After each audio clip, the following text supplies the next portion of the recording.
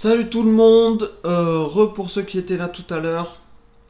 Donc, dans cette petite série, on parle des décorateurs sur Rails. Dans le premier épisode, on a vu comment créer très simplement des décorateurs qui nous suffisent pour, je pense, 95% des cas. Euh, qui nous suffisent. Maintenant, ce qu'on a fait, c'est fortement orienté objet. On va essayer de voir un côté un petit peu plus fonctionnel sur la mise en place des décorateurs, donc qui peut en séduire certains, qui peut ne pas en séduire certains. Basiquement, plutôt que d'utiliser de nouvelles classes pour nos décorateurs, on va en faire des modules et ces modules les inclure dans nos modèles pour créer une méthode decorate qui va s'appliquer sur l'instance qu'on manipule.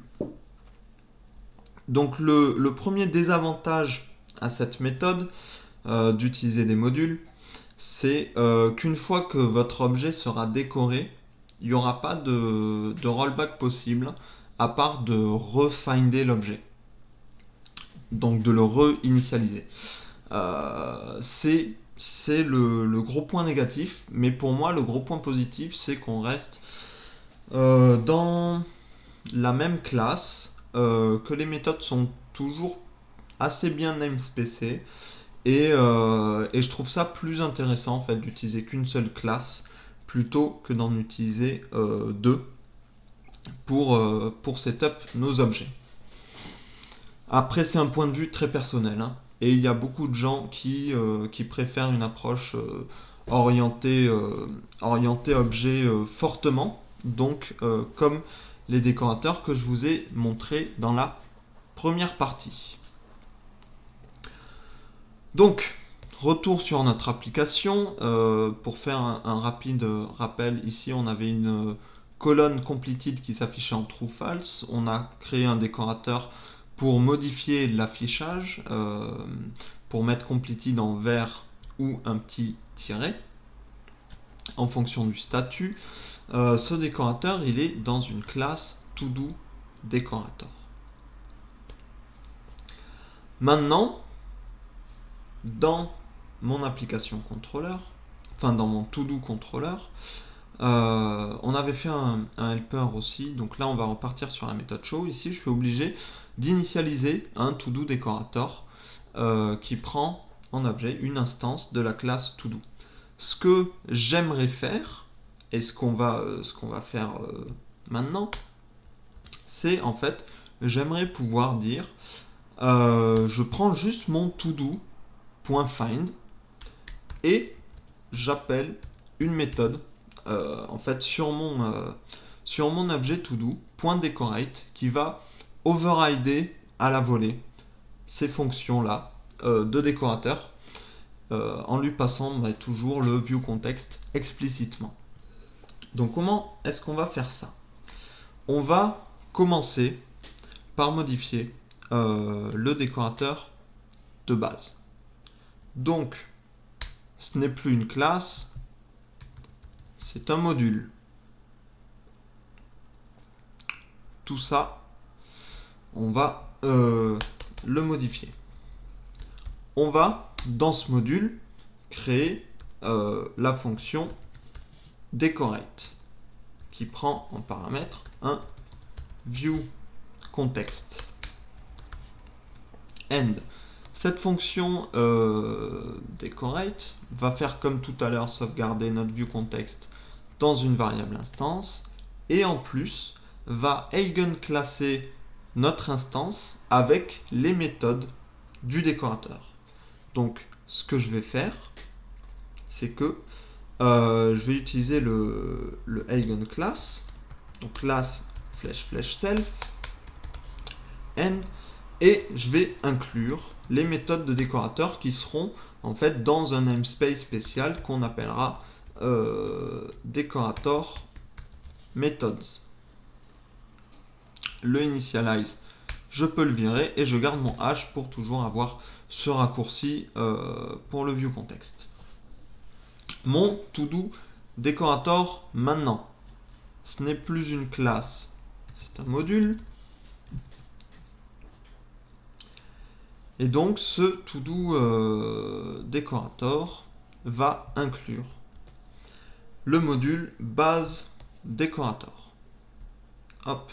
Donc plutôt que d'hériter, on va inclure base Decorator et toutes les fonctions de Decorator vont être namespacées dans un sous-module qu'on appellera donc Decorator Methods.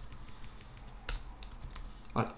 Pour l'instant, pas grand chose. C'est pas très compliqué.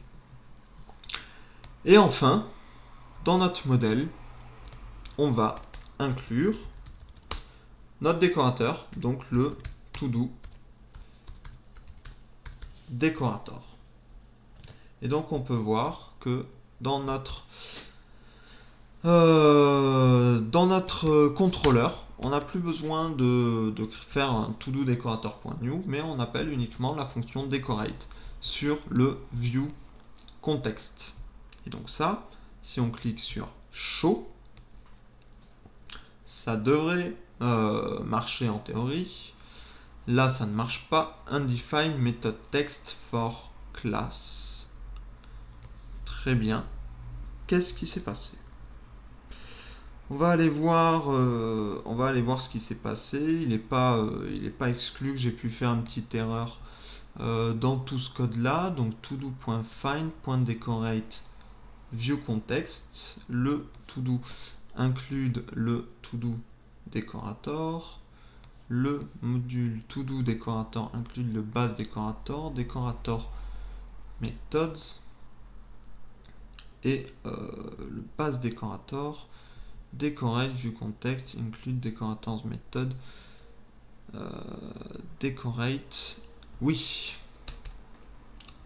il faut à la fin de la fonction decorate retourner self, sinon ça va retourner le return implicite de Ruby va retourner le résultat de cette exécution là qui n'est pas notre instance. Nous, quand on envoie le decorate dans notre contrôleur, ici on veut quand même récupérer notre instance.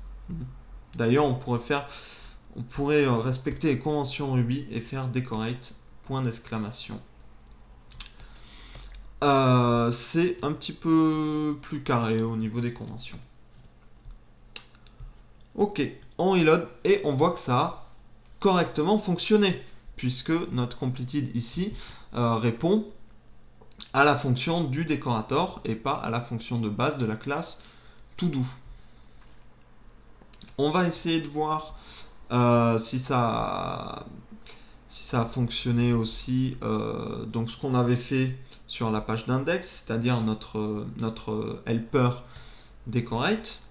Donc, a priori, on n'a plus besoin du décorateur puisqu'on a une fonction decorate. Et puis, on a juste besoin de faire instance.decorate en passant en paramètre self qui est le view context. Donc avec cette petite modif, wrong argument, il faut que je change l'appel aussi, parce que ça, ce n'est plus très utile. Et voilà. Non, ça n'a pas marché. Undefined method decorate for todo. Ce qui m'étonne, puisque c'est... Ah oui, decorate point d'exclamation. On l'a changé tout à l'heure. Effectivement, decorate point d'exclamation. Hop, on peut rafraîchir et on voit que notre helper fonctionne toujours avec ces petites modifs sur la classe. Donc l'inconvénient dont je vous parlais tout à l'heure, c'est que si j'utilise en fait mon objet todo ici, que j'utilise en fait todo.completed, on pourrait se dire c'est en dehors du bloc decorate, donc ici il ne devrait pas être décoré. Et malheureusement, il est toujours décoré. Ici, on a un completed. Avec l'ancienne méthode, avec les classes, on avait une vraie différenciation entre cet objet to-do là, qui était de classe to-do, et cet objet décorated to-do qui était de classe to-do décorator. Maintenant, étant donné qu'on injecte à la volée les méthodes du décorateur dans notre instance, c'est un include. On ne peut pas annuler un include en Ruby. En tout cas, moi, je ne sais pas faire ça. Annuler un include. Donc, notre objet, en fait, et c'est pour ça que la méthode decorate, on a mis un petit point d'exclamation, c'est qu'elle va modifier à jamais notre variable to-do. Et donc si on voulait en fait vraiment forcer to-do à annuler la décoration, il faudrait en fait réinitialiser notre variable, et donc on peut servir du reload, de la fonction reload de ActiveRecord pour faire ça. Oula. todo.reload, ça n'a pas fonctionné là. Ah non, on ne peut même pas faire ça. Et si je fais todo reçoit todo.reload, ah non, ça ne fonctionne pas. Donc il faudrait vraiment en fait faire todo.find todo.id. Vraiment quelque chose de très brutal. Voilà. Donc ouais, il faut vraiment recréer, en fait réinitialiser, réinstancier notre variable pour se sortir de la décoration. Après, en théorie, on n'a pas besoin de sortir de la décoration, puisque en fait la décoration va s'appliquer dans notre contrôleur et être utilisée dans notre vue. Donc on a en théorie pas besoin d'en sortir. Malgré tout, si on veut le faire, c'est plus compliqué que ça ne l'était en fait avec les décorateurs sous forme de classe. Donc là on a des décorateurs sous forme de modules. Mais personnellement, en fait j'aime bien, moi je préfère la forme module, parce que ce genre d'appel je le trouve quand même beaucoup plus sexy que celui qu'on a au-dessus. Voilà, ces deux choses sont similaires, et personnellement je préfère la seconde. Après ça dépend, et je pense d'ailleurs que la première en fait est plus recommandée. Malgré ma préférence personnelle, je pense que la première solution est plus recommandée d'avoir des objets, un développement orienté objet fort. Donc voilà, c'est la fin de cette série sur les décorateurs. J'espère que vous allez que ça vous a appris quelque chose, que vous y voyez un petit peu plus clair dans la logique des décorateurs, comment ça fonctionne. Même si vous utilisez une gemme, d'ailleurs il n'y a pas que, j'ai présenté de wrapper dans le premier épisode, mais il n'y a pas que de wrapper. Il y a beaucoup de gemmes qui font cette logique de décorateur ou de presenter. Je crois que c'est deux mots pour à peu près la même chose, hein. Mais voilà, c'est d'accord. Disque de démarrage presque plein, bon c'est pas grave. Voilà, je vous laisse là-dessus. Et puis je vous dis à bientôt pour un prochain HTC-PCP ou autre chose. Il y a plein de projets dans le sac, et je devrais... Non, normalement le prochain c'est un HTC-PCP, je vais essayer de le faire. J'ai une idée. J'ai une idée pour le prochain. Restez connectés. Donc comme d'habitude, le code sera disponible sur mon blog si vous voulez le copier-coller, le réutiliser. Et l'adresse du blog sera dans la description de la vidéo YouTube. Donc faites-vous plaisir. Je vous laisse là-dessus, je vous fais des bisous, je vous donne de l'amour. Profitez de votre vie, faites les foufous mais pas trop. Et codez quoi. Coder des décorateurs, ça me ferait plaisir. Allez, à la prochaine.